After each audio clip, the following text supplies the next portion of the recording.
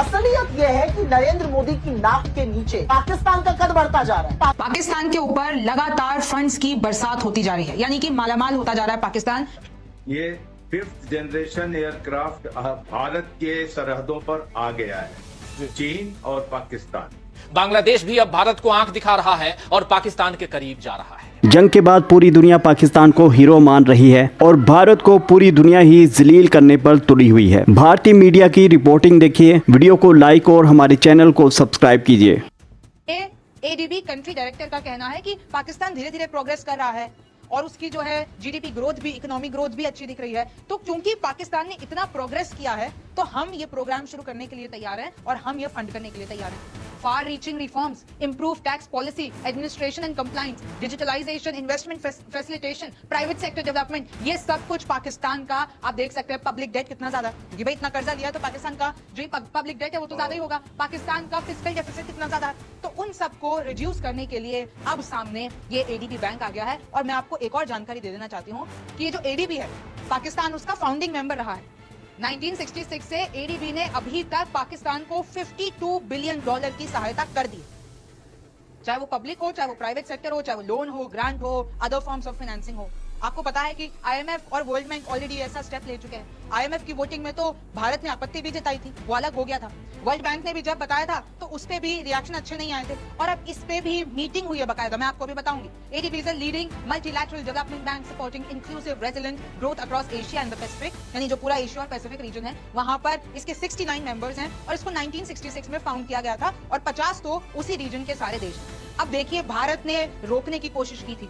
ADP ने ये जो अप्रूवल है $800 मिलियन का, वो पोस्टपोन कर दिया था भारत के कहने पर। यानी ये जो फाइनेंसिंग पैकेज है, तो भारत ने कहा कि हमको 5 दिन चाहिए, हम देखेंगे कि किस तरीके से लोन डॉक्यूमेंट्स है, किस तरीके से क्या पूरा माजरा है, क्योंकि भाई हम भी जो है इसके मेंबर है। तो फिर एडीपी ने पोस्टपोन किया, लेकिन एडीपी ने कहा नहीं, पाकिस्तान ने तो प्रोग्रेस किया है तो हम ये $800 मिलियन दे सकते हैं। तो जून 3 को इनको ऐलान कर दिया कि हम $800 मिलियन देते हैं। तो देखिए, चाहे वो टैक्स पॉलिसी हो, एडमिनिस्ट्रेशन हो, कंप्लायंस हो, मैंने आपको बता दिया कि इन सब चीजों में पाकिस्तान को सहायता मिलेगी। ये देख लीजिए, world bank unveils $40 billion investment plan for Pakistan. ये अभी कुछ दिनों पहले की बात है, मैंने आपको बताया था। हर तरफ से पाकिस्तान पे बरसात हो रही है पैसे की, और आपको अच्छे से पता है कि पाकिस्तान वो पैसा कहां लगाता है, आतंकवाद की फैक्ट्री चलाने में।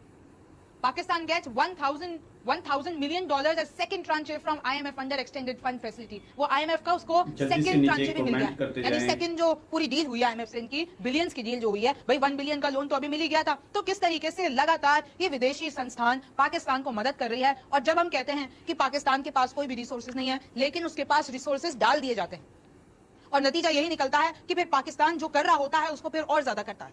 जैसे अभी आपने सुनी होगी ना खबर, मैंने आपको बताई थी कि कैसे उधर जितने भी लश्कर तैयबा, जैश ए मोहम्मद, इन सब के जितने भी हेडक्वार्टर्स तबाह हुए थे उसको वापस से बना रहा है।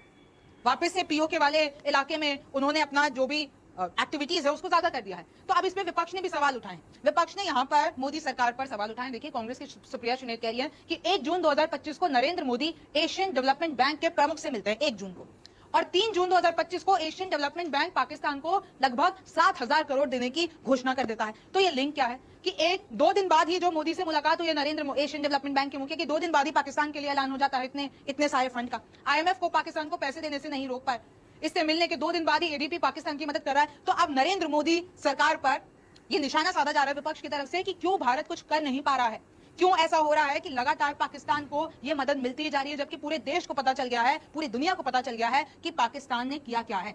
ये जो पहलगाम हुआ, उसके बाद ये 4 दिन का संघर्ष चला, और उसके बाद जो प्रोपेगेंडा है, जो तस्वीरें आती है कि पाकिस्तान से कि एक ही मंच पे पाकिस्तान के नेता भी बैठे रहते हैं और एक ही मंच पे वहां के आतंकवादी भी। तो आखिरकार ये विदेशी संस्थान बार बार पाकिस्तान को पैसा क्यों दे रही है। और फिर एक तरफ मंच पे शहबाज शरीफ, वहां के प्रधानमंत्री पाकिस्तान के, वही कहते हैं कि अब हमें ट्रेड चाहिए, हमें किसी की भीख नहीं चाहिए। अब इस पे आगे क्या होगा ये तो वक्त बताएगा, लेकिन पाकिस्तान के पास कोई फंड की कमी होती भी नहीं दिख रही है। असलियत यह है कि नरेंद्र मोदी की नाक के नीचे पाकिस्तान का कद बढ़ता जा रहा है। पाकिस्तान को आईएमएफ ने लोन दे दिया, एडीबी से नरेंद्र मोदी मिलते हैं 1 जून को, 3 जून को एडीबी जाकर पाकिस्तान को $800 मिलियन का लोन दे देता है। पाकिस्तान को काउंटर टेरर का यूएनएससी ने उपाध्यक्ष बना दिया। जो देश आतंकी मुल्क है वो देश एंटी टेरर का उपाध्यक्ष बन गया। हमारी क्या प्रभाव रह गया यूएन में। बिलावल भुट्टो एक डेलीगेशन लेकर जा रहे हैं अमेरिका, उनका स्वागत हो रहा है और उनको हिंदुस्तान के खिलाफ जहर उगलने के लिए यूएन में 45 मिनट दिए जा रहे हैं। पूरी तरह से विफल विदेश नीति, पूरी तरह से सरेंडर और नतमस्तक हो गए नरेंद्र मोदी जी। यही काम इन्होंने चीन में किया था, चीन को क्लीन चिट दे दी थी और उसके बाद क्या हुआ, चीन के $700 बिलियन का ट्रेड किया। 22 अप्रैल को आतंकी हमला हुआ था। सवाल इस बात का है कि वो आतंकी कहाँ है, अभी तक उनको क्यों नहीं पकड़ा गया है। नरेंद्र मोदी अभी तक पहलगाम क्यों नहीं गए, अभी तक पुंछ क्यों नहीं गए। इस सब बातों का कोई जवाब नहीं है, बस बदतमीजी छटवा लो इनसे और इनकी पार्टी। बांग्लादेश भी अब भारत को आंख दिखा रहा है और पाकिस्तान के करीब जा रहा है। श्रीलंका, मालदीव, नेपाल ये सब चीन के पाले में जाते हुए दिख रहे हैं। कनाडा से भारत के रिश्ते खराब हो चुके हैं और यूक्रेन में मोदी के दौरे के बाद रूस के राष्ट्रपति के सामने बैठकर एनएसए अजीत डोभाल को सफाई देनी पड़ी तो पता चलता है कि रूस से संबंधों में पहले जैसी गर्मजोशी अब नहीं है। यानी मोदी के कारण दुनिया भर में भारत की साख और भारत की इमेज को नुकसान पहुंच रहा है। यह अब खुलकर दिखाई दे रहा है। मोदी के नारे और अपने नाम का डंका बजवाने के चक्कर में मोदी ने भारत के लिए नई मुश्किल खड़ी कर दी है। ऐसा नहीं है कि मोदी से अनजाने में ऐसी गलतियां हुई हैं, बल्कि सब कुछ समझते हुए मोदी गलतियां करते रहे, क्योंकि उन्हें नेहरू से बड़ा कद चाहिए। इसलिए नेहरू के समय अपनाई गई सारी नीतियों को मोदी नकारते रहे। घरेलू मोर्चे से लेकर आर्थिक, सामरिक और विदेशी मोर्चे तक नरेंद्र मोदी मनमाने फैसले लेते रहे और अब उनका खामियाजा देश भुगत रहा है। देखिए अनुराग, मैं इसको दूसरे एंगल से देखना चाहूंगा। ये 5th जनरेशन एयरक्राफ्ट भारत के सरहदों पर आ गया है, चीन और पाकिस्तान। और इस वक्त हमारी क्या स्टेटस है 5th जनरेशन को लेकर के, उसकी सबको चिंता होनी चाहिए। अभी हम एमका को बनाएंगे, अभी हम सोच रहे हैं Su-57 लें या F-35 के बारे में बात करें वगैरह वगैरह, लेकिन आज स्टेल्थ फाइटर हमारे सरहदों पर आ गया है। चीन के 2 स्टेल्थ फाइटर हैं, चाहे जिस गुणवत्ता के हों, J-20 और J-35। और पाकिस्तान के जो पायलट्स हैं काफी दिनों से वहां ट्रेन हो रहे हैं। अगस्त में वो कह रहे हैं कि उनको 2 स्क्वाड्रन मिलेंगे। तो ये एक हमारे लिए बहुत चिंता का विषय है कि अभी हम 2035 तक का इंतजार करें या इसकी काट कैसे ढूंढेंगे। तो ये एक बहुत ज्वलंत समस्या भारत के एयरफोर्स के लिए है और भारत के आर्म फोर्सेस के लिए बनी हुई है और इसकी काट ढूंढना हमें बहुत आवश्यक है। मैं ये इसलिए कह रहा हूं कि आनंद फानन में जाकर पैनिक बाइंग न करनी पड़े, तो मन बना लीजिए, कम से कम 2 स्क्वाड्रन। चाइना टेक्नोलॉजी में बहुत कम की जाती है। इधर भारत की पिटाई के बाद खौफ के साए में है पाकिस्तान। एयरफोर्स में शामिल होगा चीन का J-35। मैं आपको बता दूं कि 5वीं पीढ़ी का फाइटर जेट है चीन का J-35। 400 किलोमीटर तक इसकी मारक क्षमता है। PL-17 से ये लेस होगा। ये स्टिल्थ फाइटर जेट है। स्टिल्थ फाइटर जेट का मतलब होता है रडार पे ना पकड़ने जाने वाला विमान। ये 5वीं पीढ़ी का विमान, 400 किलोमीटर तक की मारक क्षमता।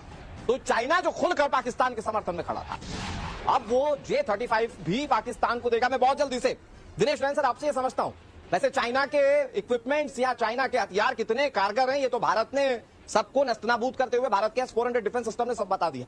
लेकिन ये 5वें जनरेशन का लड़ाकू विमान जिसकी मारक रेंज 1200 किलोमीटर की है, ये पाकिस्तान को मिल रहा है, तो उसको आप कैसे देख रहे हैं? चाइना मदद कर रहा है पाकिस्तान। देखिए, डेफिनेटली हमारे लिए चिंता का विषय होना चाहिए। जैसे हमारे एयर चीफ मार्शल ने भी मेंशन किया कि हमारी जो क्षमता है वो अभी 4.5 जनरेशन वाली है रफाल के साथ में। तो ऐसे के अंदर अगर इनको ये 5th जनरेशन के एयरक्राफ्ट J-35, जो कि बेसिकली माना जाता है कि चाइना ने अमेरिका के जितने भी ब्लूप्रिंट चुराए हैं या उनकी टेक्नोलॉजी चुराई है, क्या कहते हैं उसको, हैकर्स ने क्या जो चुराया है उसको इन लोगों ने रिवर्स इंजीनियरिंग से बनाया है। रही बात इसके स्ट्रेंथ होने की, अनुराग, जब हम लोगों के गलवान के अंदर जो स्टैंड ऑफ शुरू में बना था 21-22 के आसपास में, तो हमारे रडार्स ने इस एयरक्राफ्ट का फ्रंट साइड से पकड़ा था इसको।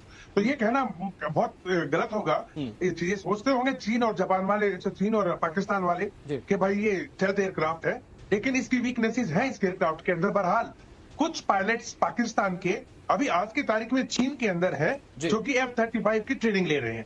यानी बात साफ है कि अगस्त या सितंबर के आसपास सर हमने ये देखा है, वो कहावत सुनी है कि कागज के शेर, तो वो कागज के शेर वाली चीज हमें पिछले दिनों भी देखने को मिली, जब चाइना के हथियार लेकर पाकिस्तान भारत पर हमले कर रहा था, और फिर उसके बाद हमने क्या किया पाकिस्तान के हथियारों का या चाइना के हथियारों का, वो हमने सबने देखा।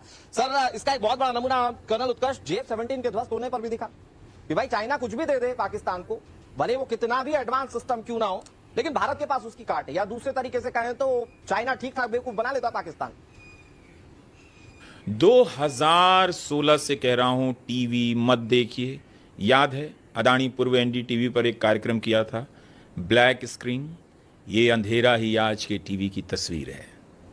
2025 आ गया, कुछ भी नहीं बदला। लेकिन अब सच बीच बीच में लोग स्वीकार करते हैं, लेकिन अब उन अखबारों में भी छप रहा है जिनके न्यूज़ चैनल हैं। तो टाइम्स ग्रुप में ये छपा है कि एंकर और एंकरानी चिल्ला रहे हैं, मुनीर का तख्ता पलट हो गया, मुनीर गिरफ्तार हो गया। बताइए, जेल भिजवा दिया था पाकिस्तान के सेना प्रमुख को इन जोकरों ने।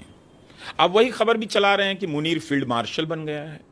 भाई, जेल में कहीं फील्ड मार्शल का प्रमोशन होता है? पहले माफी तो मांगो जेल वाली खबर को लेकर, उसके बाद प्रमोशन वाली खबर चलाना। तो टाइम्स ऑफ इंडिया की इस खबर को देखिए। हाँ, अब इस खबर की चालाकी भी बताता हूं।